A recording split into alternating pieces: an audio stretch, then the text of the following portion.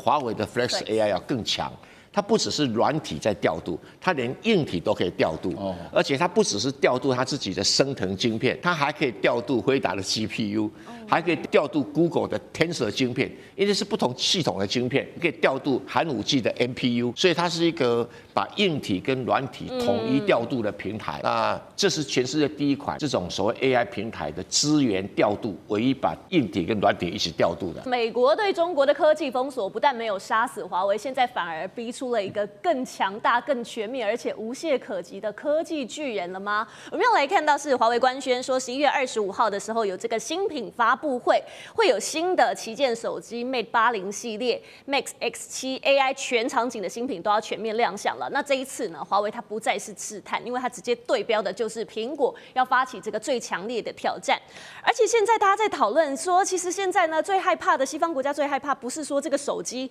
而是这个中国最神秘的晶片麒麟9030，因为外界的传闻包括说它的晶体管密度逼近了台积电的3奈米，还有说整体的性能呢提升20%，而且华为的绝招不仅于此哦，因为现在说是硬体不够，软体来凑。华为即将要发布的这个 AI 突破性软体技术 Flex AI， 这个技术的核心效果，您从图卡上看到，他说可以把 GPU、NPU 利用率从30%提升到70%，那统一调度升腾加辉达多家的硬体。对标的是辉达收购的 Run AI 核心技术，颠覆了传统的这个数据存储的认知。好，所以现在大家在看说华为的这个算力黑科技，等于它是用软体重新来定义这个算力规则，找到可以他们在 AI 科技的战道上可以弯道超车的这个制胜密码。蔡委员，您看，大家都在讨论说这个麒麟9030，它的传闻很多嘛，包括我们刚刚提到说它的这个晶体的管密度啊，逼近台积电3奈米，那整体性能可以再提升20%，它葫芦里卖的是什么样的药？麒麟9030当然是最新的晶片，但是它是手机晶片，它不是 AI 伺服器的晶片哦，大家先做个区隔。这个手机的晶片啊，可以装在最新出来的 Mate 80的手机哈等等。那它有很多的这些已经宣布或者尚未宣布的新的效能，不过它的晶体管密度是不是有3奈米？因为没看它官方这么说，对啊，都大家猜的，所以只是说逼近啊，是台积电3奈米。那我们看到再来提这个，那整体性能比原来的提升20%，这是确定的。啊，因为他已经先给别人测试过了，确定是如此哈，所以我们这个再看看华为能够每一年哦，就有一个很大的一种提升手机的性能哦。我只买到 Mate 60，再下去没钱买了哈，所以它增长的速度非常的快哈，这个就是一个创新力的表现，这也是它能够这个一再的往上这个飞腾的重要原因。那他现在希望说。它出来的手机哈，不只是限制于鸿蒙系统，能够跟其他系统呢共构，所以开始说我可以跟那个什么，可以跟那个 iPhone 哈，什么怎么用相容啊传达。那如果做到跟 iPhone 跟 Android 能够相容传达的话，那他离开中国大陆就打遍天下。从从容容，游刃有余。对啊。好，确实，那中国不但在硬体上是拼命追赶，现在软体呢也是弯道超车了。好，赖教授，您来看这种思维可不可以奏效？那是不是现在是把美国直接逼进死角？我觉得刚刚蔡委员讲的是从从容容啊，他真的是打的那个美国连滚带爬啊。我觉得这个是已经成为一个现实了。我长期使用华为，我刚好运气很好。就在台湾要封的那一个瞬间，我买到，那时候是在大陆，所以它的那个时候的 Android 系统还是可以跨的啊。然后我儿子因为工程师嘛，他就帮我跨过来。你看那是5年前的事情哦，没有坏过一次。到现在吗？没有坏过一次，没有维修过一次，而且摔了不知道多少次啊，也没破。更重要的地方在哪里？它的电池超强。那我后来是现在已经到5、6年了嘛，因为寿命终于这个它的速度没有办法像我们现在所需要这么大容量，所以我必须要买。可是我在台湾买不到华为，不能用华为，那所以只好换另外一台手机，美国的。坦白说，我必须平心而论，我1天的电池不够用，还没到晚上，白天还没到晚上，电池耗光。可是我以前华为到第2天还有电，那我用的，而且呢5年内它的电池不会减少，我现在才买新的，1天的电池就不够了。这代表什么？代表差太多，而且实在是很不好用。所以如果有 Mate 80出来的话，坦白说，我真的是期望啊哈，它能够融到完全已经台湾的任何凭借都不会有了，也不用 VPS 了，也不用翻墙，都不用。我觉得那这样的话，我一定要马上改回来。因为实在是太好用了。好，您提到了有关于软体跟硬体之间的相补的问题，我觉得中国大陆。他在当时硬体被卡住的时候，他就用软体的方法要来解决问题。那他的软体确实突破了，可是问题是他的硬体并没有停止，他的硬体的发展研究继续在走。所以当他的硬体突破的时候，它事实上软硬两边的相互辉映啊，它的功能就更强大了。因为一般来讲，当我的硬体很强的时候，我为什么要花很多钱在软体上呢？可是等到我的硬体也被追上了，它的软体更超越的时候，那我拿什么来去跟它竞争？所以我觉得，当大陆一旦解决了硬体的部分的时候，它的软件成为绝对的优势。在这个情形下，你认为有哪个国家可以跟中国大陆的手机来比？我觉得都打不过了啦，应该就是投降了。因为大陆的坦白说，华为，我还是帮他做广告，太好用了。有业配哦，没有业配，真是太好用了。所以代表那个蔡委员的60还可以继续用很久，哦，3年都可以用啊，到现在还是3年都非常用。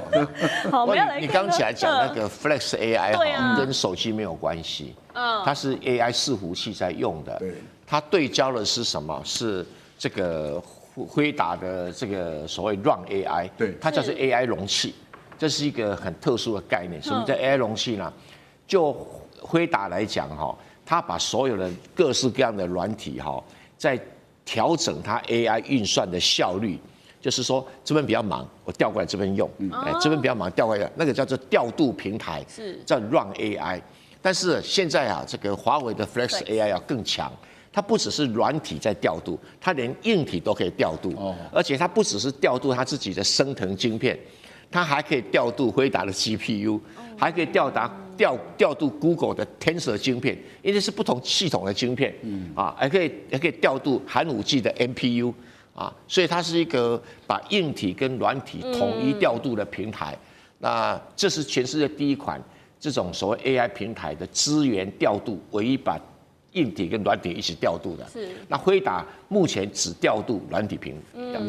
好，中国之所以可以在软硬体呢都弯道超车，就是因为它背后是整个中国的半导体产业链在突围。我们接着要来看到的是，透过哈勃投资，华为现在布局了上百家的半导体公司，从设计、材料、设备到 EDA 工具，通通都自己来。所以您看到他说打造了一道去美化的钢铁长城，而且更让人振奋的就是寒武纪的这个 Newware 软体平台，它也开始对华为的 CUDA 发起了更多的挑战。过去呢，这个华为是垄断了全球的开发者生态，但是寒武纪它现在做到的是跨晶片、跨场景无缝接轨，而且呢还兼容这个 PyTorch， 说让开发者用起来可以更加的顺手。好，那为什么可以这么全面的推行呢？因为更关键的就是中国官方说了，你用国产 AI 晶片的企业有能源补贴。好，换句话说，中国现在就是启动了 AI 国产化大迁移。那这一波变化很可能会直接改变的是全球的竞争格局。所以请教厉将军，那也就是说，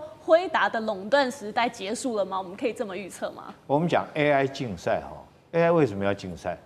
为了赚钱嘛，对不对？归根结底就是为了赚钱。那怎么样能够赚钱？我有很多的客户都会用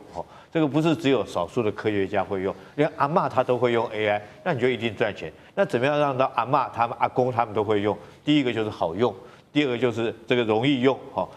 连他们都会用。第三个是耐用，就像刚刚赖老师讲的耐用。所以我觉得寒武纪它现在的发展理念是这样，它用晶片做一个算力的一个基底，然后用软体来释放这个晶片的这种计算的能力。然后就像你刚刚讲的，用工具来什么，让工具来讲可以让降低使用的门槛。就这个我用这个工具，又不会说只有高阶的科学家或干什么，要教授他们才会用，就一般的寻常老百姓、普罗大众都会用。最后来讲的话，它所谓生态，也就是说可以扩大它的使用的用户。那目前来讲，寒武纪是在朝这方面在努力。所以说，一个 AI 的发展不是说你做的晶片好就一定好哈，这不是说是光这个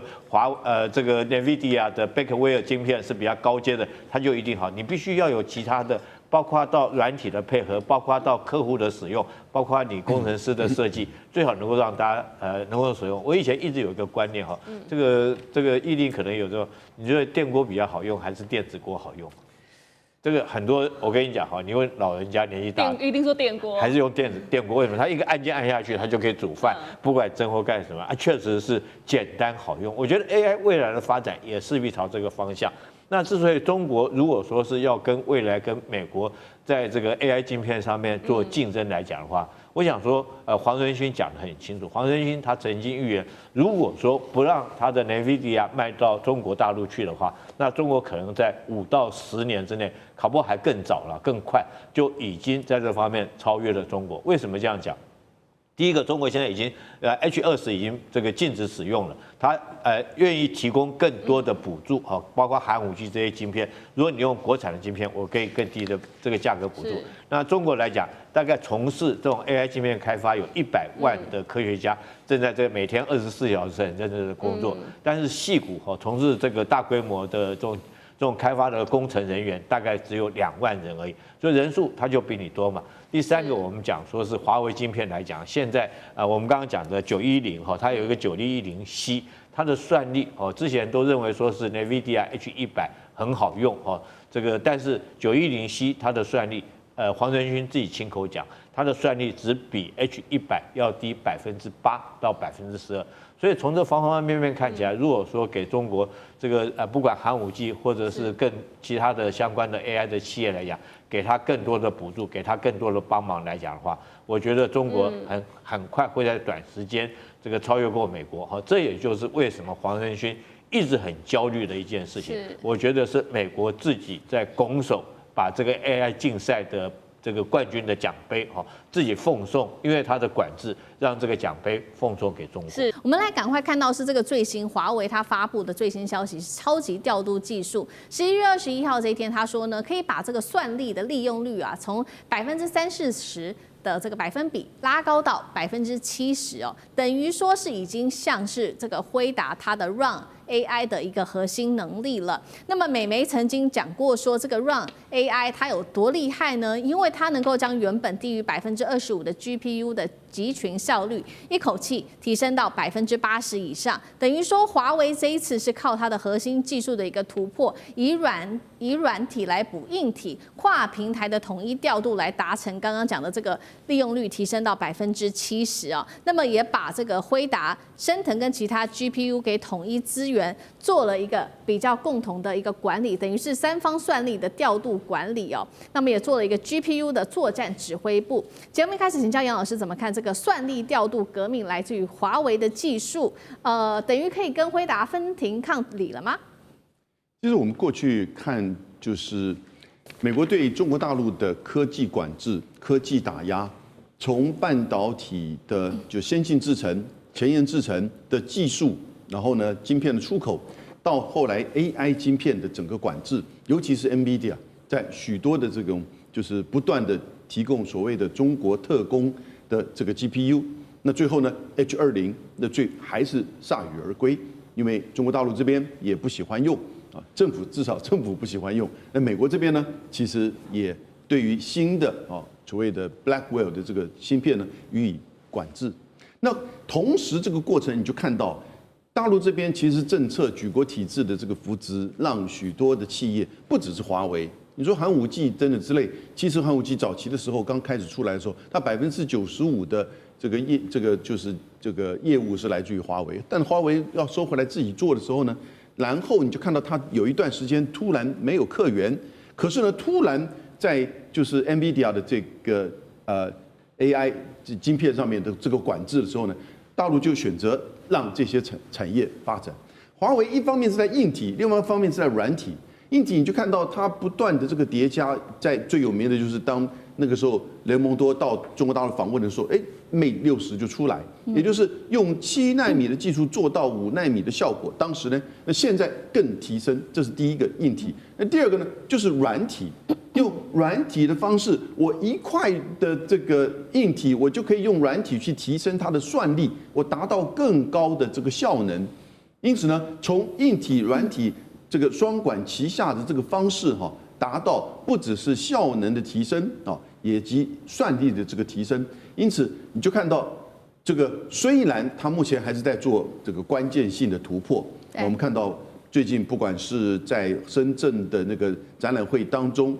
像是新凯莱的一些设备，可是呢，这些还有一段时间。可是它现在应对它自己本身的市场，从硬体加上软体，所以我们看到这个所谓的算力调度革命呢，这就是从软体方面去改善、去提升这个算力，那同时跟硬体的配合来达成它产品的效能。好，一方面是在 AI 算力上面的大幅提升，另外一方面的这个我们要来特别关心的是另外一间科技公司，它叫国产的这个 GPU， 它现在这个力算科技有了一个全新的宣布，他说他旗下的 GPU 呢7G100的这一款性能已经逼近了，甚至是超越局部的 NVIDIA 的 RTX 4060，接近5060等级了。委员怎么看这一款的性能厉害在哪里？代表说现在看起来大陆已经有能力来国产替代辉达的这个5060等级的 GPU 吗 ？GPU 有3个档次第一个档次就是我们桌上型游戏机在用的，那这一个档次的 GPU 啦 ，NVIDIA 大概占了90%，占了90%，剩下是 AMD。那第二个档次是工作 workstation 工作站用的，那辉达也占了将近80-90% 的一个档次。那最后是 AI 呢几乎是辉达独占，但是现在中国大陆不买它的 AI 的 GPU 了中国大陆用自己的这个华为的 NPU 来取代 GPU， 这当然是另外一个事情。那这一家力算科技所做出来的 GPU 它事实上是桌上型游戏机用的，因为桌上型游戏机除了辉达独占力很强之外呢，还有 AMD， 还有 Intel， 也都一定的，都是小小的比例。那现在力算科技它新设计出来这个可以取代游戏机的那可以有这么高的速度，那也是不太容易。所以未来会在游戏机上面的 GPU 来取代它，但也可能会升级到了工作站，但这个跟 AI 没有关系跟 AI 没有关系。所以恭喜它已经有了国产替代，那能够替代到什么地方我们给它祝福。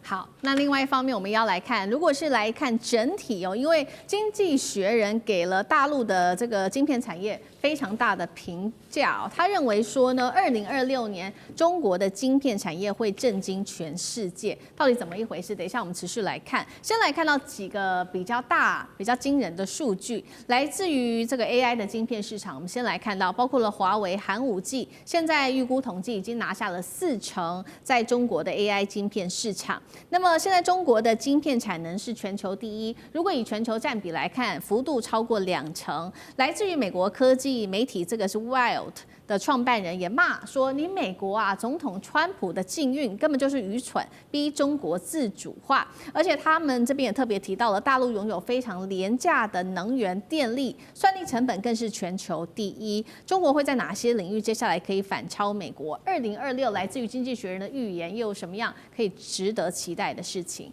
舰长怎么看？为什么我们刚刚前面在讲美国的公共那个服务也开始上涨，电力怎么会开始上涨？因为其实美国本身它的供电在于这种运算中心大量的使用之后，也已经慢慢的产生排他性。那这个也就是我们讲到那个上涨之后影响到了民生，但是未来民生一定也会影响到这一些那个 CSP， 也就是云端服务供应商的部分，因为它需要电力。那川普需要的是这一些大企业的donate所以结果就是这样。那我们看看中国大陆为什么没有这个问题？这也就是我们一直在看中国大陆在电力方面提供了非常多的解决方案，无论是光电、风电，甚至水力发电。那我们大家就会还有核能发电我们大家就会发现这一些都是绿电。那使用绿电真正的原因，为的也就是这一些产品未来都可以不用，或者是降低它的碳足迹的费用啊。那为什么现在那个经济学人会有这样的一个评估呢？其实这不怪别人，就怪于美国对中国大陆小院高墙进行科技战、进行贸易战。就是这个结果。还记得我不断的在这个节目里头拿出 Sony 跟 NEC 的这个主管，他在2022年的时候就提出那个建议，说千万不要把这个中国大陆的有关于晶片的部分卡脖子卡到断啊！为什么？因为中国大陆会自己发展。美国是不认知中国大陆这种举国体制到底是怎么样进步，他们一直认为企业的竞争就是企业对企业，可是他们认为这样就可以打垮。但是我们从最新的图表上，我们就会看到啊，其实除了这一些 NVIDIA 之外，或者 AMD 之外，接下来就是华为了。为什么？因为其实中国大陆现在，刚刚那个永明老师特别讲了。他也不希望你使用这一些那个 NVIDIA 的这些晶片。对，当他不鼓励的时候，你等于是它的内部循环开始启动，也就是我们刚刚讲到，无论寒武纪啊，或者是华为这些，就大量的供应，虽然它的速度比起 AMD 或者是这一些 NVIDIA 最尖端的这一些晶片。稍有落后，也就是黄仁勋讲的奈米级的落后。但是他当初要提供给这一个中国大陆的这些简易版的，那华为寒武纪实际上是超过的。所以我们这样讲啊，现在内循环是如此，大家认为只有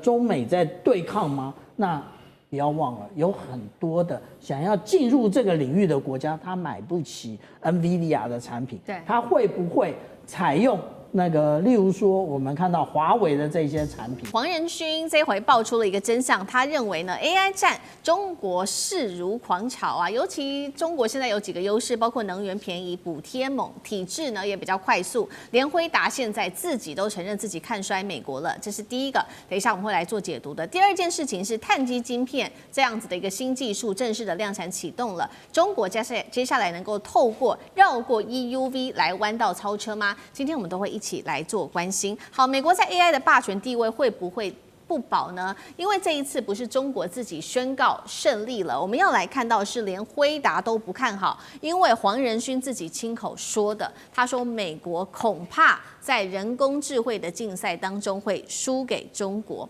金融时报特别做了一个分析，他认为现在中国的优势包括了中国地方政府针对采用国产的 AI 晶片资料中心啊，电价是直接给了减半的补贴，甚至现在还有所谓的算力特区，用政策去强力支持这些地方。3个地方哦，包括了甘肃、贵州、内蒙古都因为现在能源比较便宜，地价比较低，还有政府的政策支持哦，成为了新的 AI 伺服器的重镇。同时啊，美国现在面对的问题就是确实它的监管还是比较严格的，然后比较繁琐的，政治上面的争吵跟审查也要比较久的时间。所以黄仁勋现在认为，美国各州推出自己的 AI 新法，形成了50套不同法规，都是在扼杀他们的发展。相较之下，大陆有国家力量跟产业的整合，都有利于在未来 AI 的发展上做全面的逆袭跟超车。节目一开始来请教赖老师怎么看了黄仁勋他的这些说法，你怎么看？中国能够靠体制来反杀美国吗？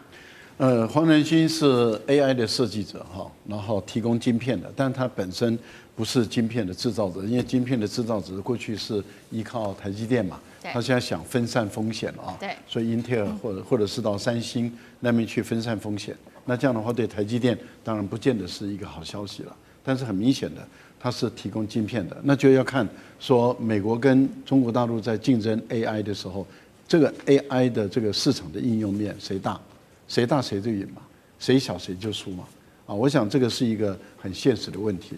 那谈到这个中美的竞争，你又要回过头来谈到有关于开源跟闭源的问题，啊，很明显的中国的开源已经告诉你说，我可以用比较便宜的方法，那达到啊这个 AI 的运转。美国人是说我要用比较贵的方法，所以是垄断性的，那这又形成了这个开源闭源的垄断跟普遍性之间的竞争。目前本来美国是要压的欧洲要跟着它走，现在欧盟很明显的也走向开源。那我们也看到东盟很多国家，他们都觉得我便宜的都能做的话，像印度也很明显的不追随美国了嘛。好，那这个就是一个本身的一个基础条件。那除了这个基础条件以外，那接着就要看的是哪一个国家发展最大。那当然，中国大陆目前来讲，所有的 AI 大家都发现它的算力需要大量的电，对，你没有电你不可能。这个是很现实的一个问题。可是问题就在于美国的电怎么办？川普也急得不得了啊。所以川普他说我要发展核能，他已经宣布了嘛。所以我们看到新屋现在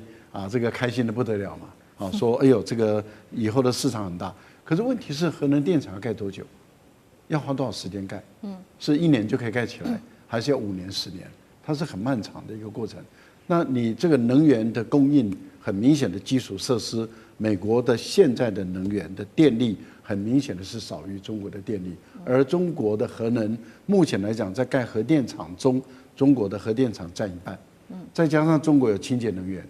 那清洁能源再加核电厂再加火力发电，那这个部分里面对中国大陆来说的话，它的能源的政策很明显的是成功的，而美国落后了，黄仁勋的焦虑就表现出来了，因为能源你要在短时间内你要赶得上中国，我觉得他认为他是悲观的，我也觉得悲观。是美国不可能在短时间内能源赶上中国，那一旦都是在工业化发展，那你的能源不够你怎么办？接着当然他就讲到环境的问题了，然后另外就是政策支撑。美国坦白说他没有计划经济，它没有计划经济跟市场经济的相互搭配，也就是说它没有国家市场的指引。那在这个部分里面，美国很明显的在结构上，在政治体制上，它一定是输的。这个摆得很明白了。那只是说你现在认还是不认而已。是好，我们看到中国大陆它用国家之力政策来支援中国发展 AI 那另外一方面，产业界他们其实也在这个晶片的技术上找到了解方。我们今天要来关心的是这个晶片材料，现在也弯道超车哦。接下来可以不要用 EUV 吗？等一下我们来看一下正式的是看到大陆跨入到了是碳基晶片的时代。那么重庆这个地方首条的碳基集成电路生产线已经正式的量产启动，预估2028会实现年产能达到10万片。了解一下它的性能会直追7奈米的细基晶片。那它的优点是它的功耗比较低，散热比较快，而且速度会更猛10倍。关键是不用靠 EUV 了。相较于这个细基晶片，它有许多的优势。委员又怎么看？这可能是一个误解哈，因为碳基晶片目前用的叫做碳奈米管叫 Carbon Nano Tube 这样来做的。这种碳奈米管可以做到可以取代那个细晶片里面那种晶体管的这种效果它的布线各方面它是属于比那个现在细晶片更高一级的。换句话说，你要做到极高端的这个晶片，或者是极高低耗能的，或者是极高频的通信用的晶片的半导体的时候，可以怎么样？可以用比较快速的方式来把它做出来，就突破我们所谓的摩尔定律物理的摩尔定律。因为你让那个细晶片已经做到了2奈米已经快做不下去了。然后同样的效果，不要到2奈米，用这个碳奈米管就可以做出来。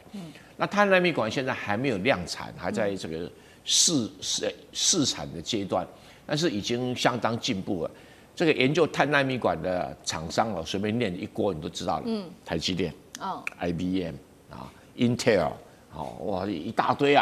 TI 都有在还有三星都有在研究这个碳基晶片、碳奈米管那中国大陆挑战当然很多了你说要不要 EUV？ 肯定答案要，还是要然后这个，但是问题现在。在目前还没有高密度的量产的 DUV 就够了，DUV 够。但是未来真的竞争阶段还是会到 EUV 到极高端的竞争还是要。所以这个媒体报道说各位弯道超车，如果突破的话，它可以用 DUV 做出来比现在的EUV 做的还要好，这是事实。但是如果同样人家用 EUV 来做，又赢过你啦。用同样对其他人用碳基也用 EUV 来做，还是会赢过你用 DUV 做的碳基管。是啊，这样就知道这一个先后顺序，因为它是一个下一代的，终有一天我们会走到碳基晶片的碳纳米管，这个一定会来啊，而且斯坦福大学、麻省理工学院、中国的清华大学都投下了庞大的这些做基础研究啊，还有中国大陆很多研究机构来做，那谁输谁赢不知道啊，不知道。好，这个是中国大陆的最新的晶片技术那么我们也持续关心。那大陆政府现在呢，已经要求他们的企业要完全的去美化，建立一个比较长期的战略方法，就是他已经正式的下令了，所有国家拿钱的国家的这些新的数据中心，一律全部禁用美国的 AI 晶片，而且他还规定如果说你的这个进度没有到30%，就直接清厂重建吧。那么所以现在呢，企业都已经立下了他们的一些目标。我们现在看到中国移动，他说呢，2028年前会建成10万张 GPU 的集成，那么全部都会使用国产晶片，包括上海跟北京也说了，2027年前他们的国产晶片比例会高达70%以上，会正式的摆脱对于西方 AI 晶片的依赖吗？厉将军怎么看？这真的是一个大新闻这个原来中国一直想要跟美国买晶片嘛原来说买 H20的，结果没想到这个美国还拿翘结果中国说你 H20有后门，我直接不要了，不环保那现在来讲的话，连 H100他都不要，不但连 H100他都不要，连贝克威尔前2天我们还看到习近平跟川普还在那边谈，我们还在讨论说是有没有可能把贝克威尔这款先进的晶片卖给中国那川普还在那边讲说，不会，我们不会卖给中国这个贝克威尔最先进的晶片。结果没想到中国今天宣布说，我不要了，我自己来做如果说甚至于说这个全中国来讲，你要是拿政府补贴的这种电力的钱的这种企业来讲的话，都不可以有美国的晶片，不只是 NVIDIA 连 AMD 连这个 Intel 都不可以有。所以那中国哪来这种底气啊？我们可以看出来，从3个方向来看第一个来讲的话，中国认为自己这个国产可以这个晶片可以国产化这代表中国准备背水一战，破釜沉舟，准备力战到底而且他已经定出来目标，就是在这个2027年的时候他现在来讲的话，晶片要达到70%以上国产的自制率。那目前来讲的话它国产化是已经达到43%那在2027年这个它总共要达到83%，甚至有可能达到100%。那就是为什么？就是刚刚这个蔡委员所介绍的，他如果说是他能够弯道超车用这个碳这个碳当做基底来讲的话，来制造就有可能避开 EUV 这个关卡，然后弯道超车成功。那第二个来讲的话，我觉得它是资料中需的这个供需平衡那以刚刚来讲的话，就是在甘肃、贵州、内蒙这边来讲的话，我提供给你便宜的电价，补贴你1半的电力。虽然说你现在用辉达的晶片是会比较节能、比较省电，那你用这个国产的晶片是会比较耗电，但是我国家补贴你，补贴的好处之后就是什么呢？因为这个黄仁勋也有讲嘛，这个 AI 来讲的话，中国人才很多那如果说是这个企业来讲的话，他买了国产的晶片，那这些制造晶片的企业，他有了钱之后，他自然可以去请这个高端技术的这种人才，还有它可以扩充它的技术设备，我觉得就变成一种所谓的良性循环第3个来讲的话，那而后来讲，我相信中国来讲，它企业来讲非常的庞大，它不管是我们现在看到字节跳动、阿里巴巴腾讯这些来讲的话，它都有很多的这种所谓 AI 晶片的需求了它目前来讲是企业产业是今年去年2024年是185亿人民币那预估到2027年的时候可以翻2倍到776亿人民币那么多。那我有那么多的一个市场的需求，那我当然有这种底气来跟美国叫板。我觉得这一把来讲的话，看得出来中国在 AI 晶片方面来讲，它彻底的摆脱美国。那我想说，黄仁勋这时候应该一个头的莫雷修在那边烦恼不知道怎么办他贝克威尔晶片如果卖不出去，其实对他企业来讲的话，可能他没有经费在做尔后的开发跟人才的聘请。好，中美之间的晶片战，赶快来看到是这一回是川普要怕了吗？因为他吹牛说呢，这个 Blackwell 领先了10年，结果竟然是被黄仁勋亲自打脸。另外，今天也会来关心到的是大陆的长兴 HBM 有了重大的突破，美中的这一场科技战，现在可以说是正式的要彻底脱钩了吗？今天我们会一起做解读3个火线话题，等一下请来宾来帮我们做解答的。川普呢吹牛，他说 Blackwell 领先10年，结果黄仁勋就冷回他说，事实上呢，只差了几奈秒而已。美国禁令会不会让中国反而自己突围呢？等一下来关心的是长兴的这个新的记忆体的技术哦。现在说良率已经逼近了3星，市占率更高达15%。中国记忆体4强正式诞生，美国还有办法卡脖子吗？最后我们来看到是会不会有了华为撑场 AI， 长兴撑记忆体，中美之间未来会各走各路呢？今天都会一起的来做解读。我们来赶快关心到的是中美的科技战火越烧越旺。这一回呢，川普他在搭这个空军1号的时候，再度的开口，他这样说，狂吹。他说辉达的 Blackwell 晶片卖给别人，这一款晶片比其他所有晶片领先了10年，而且他说不会把这一款晶片卖给中国。另外呢，我们来看到黄仁勋就是立刻打脸了，他说中国晶片只有落后几奈秒的时间，任何低估华为的行为，他认为都是非常的愚蠢的。好，那杨老师怎么看？你知道奈秒它是一个时间单位，它是1秒的10亿分之一，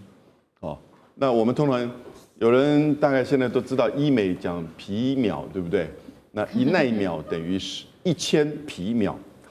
所以这个是它的形容，就是说非常的短暂，哦，非常的短暂。中国跟美国这个差距，但这个差距它的形容当然这是一种形容词，你一定要了解啊。可是实际上，现在你看黄仁勋这1、2天正好就在华盛顿召开辉达的就是开发者大会，他又再一次的强调，因为在 APEC 的会议上，哦，他也做了演讲，在他演讲之前，川习会举行，可是没有谈到晶片。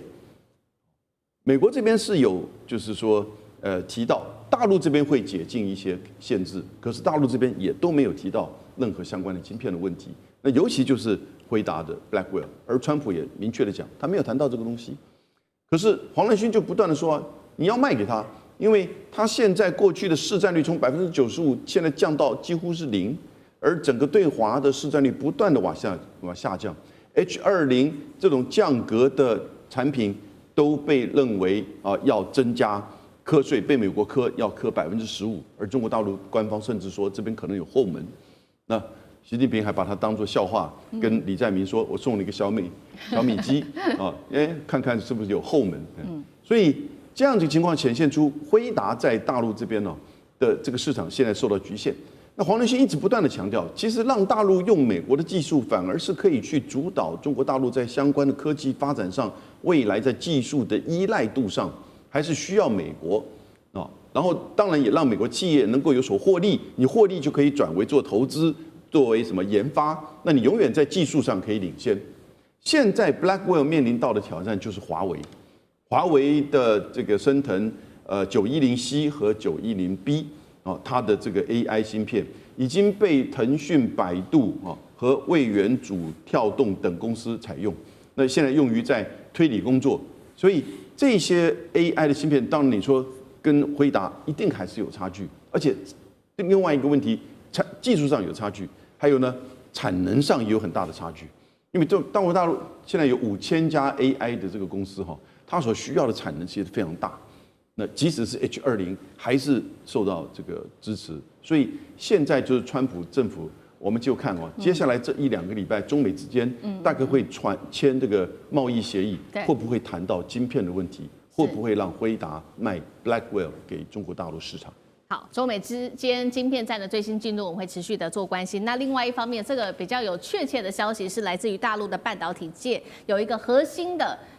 技术上面的一个新突破，这是长兴存储了。我们来看到是他最新的宣布，他说呢，之前大家还记得吗？美国掐住大陆的 HBM 嘛，但是长兴存储这一次宣布了它的 HBM3重大突破，而且重点是良率竟然是逼近了三星，那么已经开始向华为等客户送样了。预估呢，2026年就是明年就会开始做全面的量产了。大家把 HBM 视为是 AI 晶片很重要的心脏，能够造出来才代表了一个国家的算力国力。那美国过去用这个来掐住大陆的脖子，结果现在大陆是用技术来做挣脱。刚刚讲了嘛，它不但量产，而且速度更快了，功耗更是一举下降了30%，良率产能也都上升起飞。目前现在做了一个估算，说明年底大概全球市占就可以高达15%，让大陆正式杀进了记忆体4强的行列。那么长兴存储也预计了，明年的第一季就会在上海正式的 IPO， 市值现在预估上看3000亿人民币，这是中国科技业跟美国分开的一个重要分水岭吗？美国未来还能靠 AI 记忆体卡大陆的脖子吗？委员怎么看？我们先跟大家讲一下哈 ，HBM 就是高频宽记忆体，它其实就是 DRAM 的一种，它只是用3D 的方式把它堆砌起来，然后可以直接粘在这个所谓的 AI 的晶片的基板上面。这是什么概念？因为 AI 的晶片有3种啊，第一种啊就是这个辉达擅长的 GPU， 第二种是 Google 的 TPU， 就所谓张量处理器。那第3种呢是华为跟寒武纪的所谓 NPU， 就是神经网络处理器。它是3种不同的 AI， 那虽然都不同，但都是在做高速的训练推理啊。那么这里面所需要都是上兆元单位的运算。那你在运算的处理的过程里面，它是一方面运算，然后一方面累积记忆，就是资料放在记忆体里面，然后跑到 DRAM 里面，跑到这个 AI 运算完又送回去，是不断的这样来来回回，所以要速度非常非常的快，所以要高频宽记忆体啊，高频宽就是高速公路好几线道啊，低频宽就是高速公路只有2线道或1线道这样的一个概念。那高频宽记忆体呢，现在是全世界只有3家做得出来。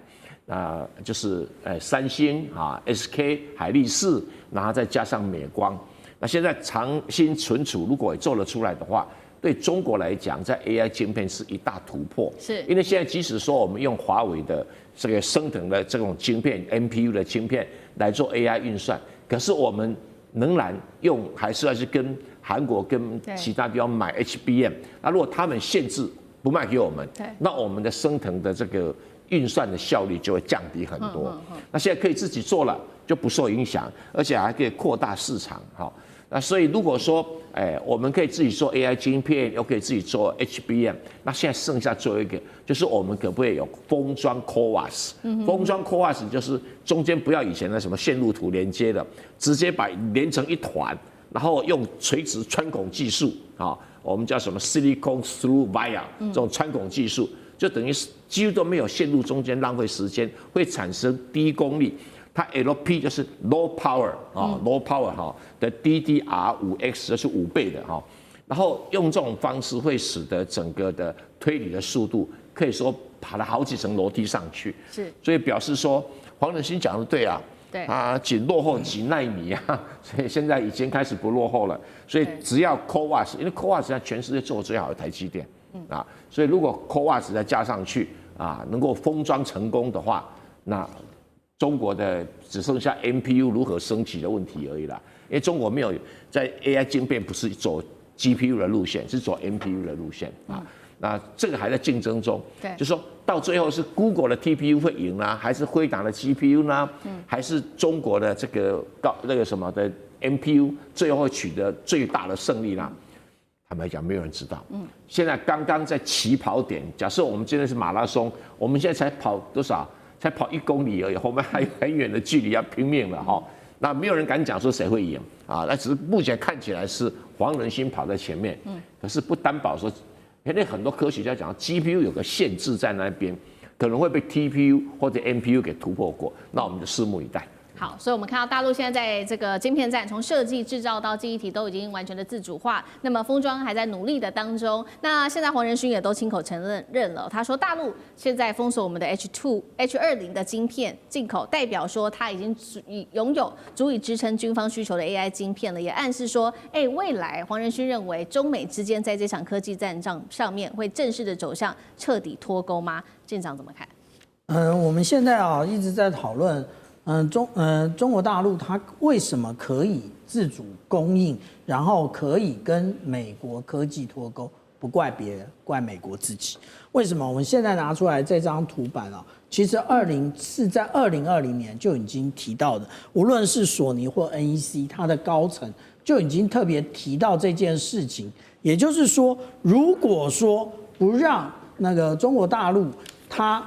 那个可以购买到这一些晶片的话，那其实真正最后造成的影响，也就是他自己另辟蹊径，他自己走自己的路。而且不要忘了，对于中国大陆来讲，它其实是举国体制，也就是整个国家的力量全部灌输在某一点上的时候，做什么都成功。那也就是当我们在看的时候，现在那黄仁勋这种讲法其实并不过头。为什么？因为黄仁勋他不是看现在，他是看未来。为什么未来只落后几奈秒？真正的原因是因为这一个，无论是华为，或者是我们等会还有可能会提到的小米，他们自己都形成了固定的生态圈。然后这个生态圈已经有别于 iOS， 或者有别于 Android， 有别于 Microsoft， 它自己形成之后，举国体制又在进行这个内循环，然后大家认为说，那就是你中国独强而已，那就是你自己关起门来强而已啊，不是？为什么？最近我们终于看到了，2025当初大家讲中国制造无感，可是现在稀土变得有感。稀土当然现在这一个已经就是递延1年后实施，也就是有关于稀土的申请，你必须要用中国的软件，你必须要使用中文申请。这个也就是从那个内循环把外循环一起拉进来，当内外循环一起转动的时候，对不起，黄仁勋讲的就是只差几奈米。中美之间的晶片战，首先我们今天会先来关心的是中国在7奈米上面的突破，能否不靠 EUV 也不靠荷兰的技术呢？等一下会做关心。另外一件事情，等一下持续来关心是中核之间的安氏半导体的经营权之争，现在烧到整个供应链，不只是欧洲车企、日企，还有韩国的这些车企受到影响，包括了现在已经烧到全球供应链，像是在航空领域等等，等一下都一起来做关注。今天的3个火线话题，我们先来关心的是北京大学攻破的显影光刻技术7奈米突围成功，代表大陆不用靠 EUV 了吗？就能够撕开美国的封锁线吗？第二件事情是荷兰硬夺下的安氏半导体，但是中国大陆反手段欧洲国家的供应，从车厂一路烧到航空领域，甚至是机械，有一些领域甚至1周内恐怕就会全面停摆了。这对于欧洲来说，到底压力有多大？荷兰还撑得下去吗？尤其在这个时候，荷兰总理急着撇清说，其实呢，我们接管安氏半导体不是针对中国大陆的，我们只是因为认为呢，他们的执行长，这个安氏的执行长是有问题的，所以我们祭出了这样子的一个惩罚。到底是公司治理有问题，还是因为美国压力，所以他们得持续的来做这样子的一个动作？川习会能够救得了这一场安氏半导体的危机吗？等一下我们都会一起的来做关注。刚刚讲了，中国现在有一个最新的技术，确实震撼全球，因为这个又上了《自然》杂志，就是北京大学这一回联手产业研发出的这个是新型的显影光刻技术，只溶解光刻胶曝光区域，就能够精准将这个转移的电路图案到细片上面，正式跨入7奈米，甚至是更先进的制程。这是怎么样的技术就能够突破美国的晶片封锁战吗？委员怎么看？这个报道可能跟事实不太符合哈，我跟大家解释一下。我们在做半导体晶圆呢，第一个在晶圆上现在涂胶，涂的就是光刻胶。然后再来要做什么？要曝光，就是光刻机的曝光扫描。那第3个就是把它丢到显影液里面去显影，然后显影就会去掉了光刻胶不需要的部分，那最后呢再数刻，把它在上面去刻出线路来，大概经过几个手续，每一道手续都可能会有一点点不良率，然后每一道手续累积下来，就整个产品的不良率就构成你在半导体制造的成败。那我们来看一看，这个并跟光刻机无关，这个是跟显影有关，所以它名字叫做光刻显影，因为它用一个特殊的技术去发现到说，原来光刻机做曝光完了以后，在显影的过程里面，因为光刻胶会有残留，原来假设说光刻胶会平均散在显影液里面，它都不是，会在特殊状况的时候，它那个光刻胶的胶分子会乱粘，就造成你图案本身线路图本身产生缺陷，所以用它所提供的方法，在7奈米的制程里面，可以把这个显影过程里面的光刻胶的残留造成的不良率下降99%。那这个当然是一个提升良率的一个方法。对。然后再送去数科的话，会做出更好的有良成品但这个不要把它看成是光刻机，跟前面的制程是没有关系的但是这个对于全世界制造7奈米的一些半导体厂，那可能都要花钱跟他买这方面的专利技术了不管台湾的台积电或美国的有一个买，但这个是等于是中国大陆在这个做这种半导体上面一个技术上的进步，因为它本来它的曝光用的光刻机技术就没有很到位。那如果说不良率蛮高的话，可以在这个显影的过程里面降低它的不良率。来去之间相互补偿，就可能会使中国大陆的半导体制造更往前进一步。是好，这个技术可以提升中国大陆在晶片上面的良率是大幅的提升。那另外一方面，同样也是晶片战，我们要持续来关心的是中荷之间针对安氏半导体的这个经营权之争中国在荷兰强制接管了安氏半导体之后，大家知道吗？中国厂是立刻断供晶片出口到欧洲国家。那首先是车厂的部分，受到了很严重的重击，不管是欧洲、日本或者是南韩的车厂，那我们大概看到这几个品牌，福斯、B&W 到 Benz， 甚至是南韩的这一些现代、起亚、大众，更是直接被迫停产现在其实呢，来自于德国的媒体，他们非常的忧心做了一个报道，他说其实这样子的一个断供是2021年疫情之后的第2次的断供的危机，而且这一次恐怕在1周就会做全面的爆发了。德国商报现在更担心的事情是，不只是车厂受到影响，包括了航空业跟医疗、国防在欧洲都会全面的引爆，尤其是供应链的公司，我们要来看到他怎么做分析。他说，光是欧洲的航空跟国防企业全部都是用安氏的晶片，机械工程领域高达95%，医疗领域更是高达了86%。代表说这3个重要的产业，刚刚提到的汽车、航空到机械，1周内恐怕面临停摆问题吗？杨老师怎么看？已经停摆1个厂了。大众汽车在德国专门做德国最畅销的就是高尔夫，那个 Golf 小车子，在这个礼拜已经停产，就停工了。那接下来大概平均可能20天，因为它有一些库存。那最快的话呢？就是大概如果他做调整，2个月之内就完全没有，所以可能就是20天之后陆续，不只是大众你说 B&W、宾士日本韩国的这些汽车厂，在欧洲的汽车厂大概都没有了。为什么？因为安氏半导体主要是提供给他们然后安氏半导体里面70%的封装其实就是在中国大陆，然后有多少每年800亿颗，800亿颗半导体，然后每一个汽车里面，如果是燃油车，至少用500颗；如果是电动车，用到1000颗；如果是智慧型的这个车辆，可能用到2000到5000颗一台车子。所以你就可以想象，这些车子里面它需要用到这么多，而它绝大部分都是依照安氏半导体。那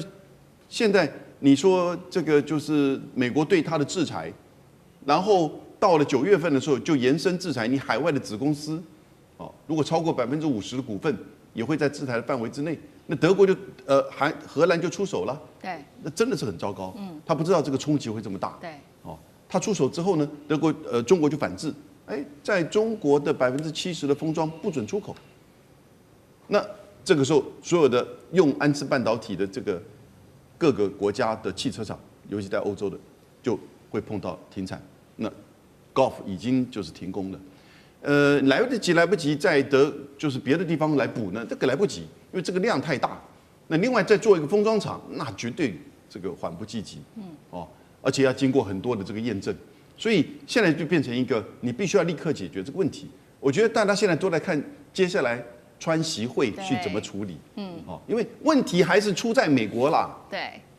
所以如果美国这边放手的话，那当然荷兰这边就会停下来，就跟孟晚舟事件一模一样。那甚至我们在讲，它比孟晚舟更夸张的是，它有点像是把就是中国在荷兰的安氏半导体把它给国有化，就让我想到50年代的时候，那个埃及把苏伊士运河国有化，当时埃及还是说得过去啊，本来就是在这个埃及的领土范围里面，但是你这个东西是被人家几百亿，当初超过300亿美元把它买下来的一个，那做一个不是太先进，但是大家都需要的，那你就看所有的这些德国的晶圆制造厂哈，在法国有叫法意，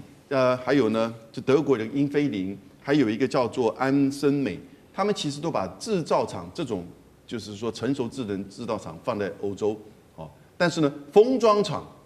通通都放在亚洲，像是这个英飞凌是放在马来西亚，然后呢，安森美是放在菲律宾，那意法半导体的封装厂就在深圳，是那安氏呢也是在，因为它本来就跟文泰是做一个就是这个结合的关系，所以你现在我觉得问题要回到最关键，就是还是要在美国，对，美国自己要放手，你这种所谓的这种常备管辖哈，你要有所节制，否则中国就会回敬你稀土啦。我觉得这一定已经是谈好的，是，贝森特还没有还讲出来而已。是好，我们就看看它后面的发展。对，我们现在就是要关注的就是习川会有没有可能透过政治外交的智慧来化解这一场在产业经济上面安氏半导体的危机。那其实，在这个危机还没有解除之前，确实现在不管是荷兰的经济大臣，或者是这个欧盟的官员都非常的紧张，他们一直不断的打电话给中国。那接电话的人呢是中国的商务部长王文涛。那他们谈什么呢？就说是不是能够帮忙解决一下安氏半导体的危机之外，还恳求是不是放宽这个稀土的出口，这是2件不一样的事情。那欧洲内部现在也都在反咬荷兰认为说你们这样子造成我们很多的困扰。他说荷兰你们就是挑起火线的人。那荷兰的总理他也在这个时候说，他在布鲁塞尔参加欧盟的峰会，告诉媒体说，这一次呢，安氏半导体的核心事件是执行长管理不当，我们不是针对中国的一个措施。突然间改口了，就说是执行长的问题。舰长您如何看？首先你要知道，像这次荷兰，不管你做什么，你的动机我不管，你是不是美国给你压力，是不是你基于国家的这个管理什么的，这我都不管。我们要看的是结果，结果是什么？结果你们对安氏这样子，那北京不会容忍这个事情的，因为现在各国都应该去想一件事情，连美国这么强大的国家，川普这么强势的一个总统，那么不讲道理的总统，北京都完全不理他。那你其余你能够让中国怎么样？荷兰啦、日本啦、韩国啦，都不可能的。所以当你们要采取一些对中国的措施的时候，记住那个后果你要去承担的。其实中国现在所有做的事情大概都是这样。那第二个，我预测一下就是这一次的川习会一定胜利成功。为什么？如果不成功，11月1号要征100%的关税，那是不得了的事。从上一次这个川普说要征100你知道当天那个加密货币的那个。有16万户被平仓，所谓平仓就是融资断头，当场损失了190亿美金，这是被断头的平仓整个加密货币的那个损失是9000亿美金，就因为那个100%的关税，然后第二天说可能是11月1号，不是那么快，还不一定，哇，立刻又涨回去，昨天才传出说我们这一次可能100%关税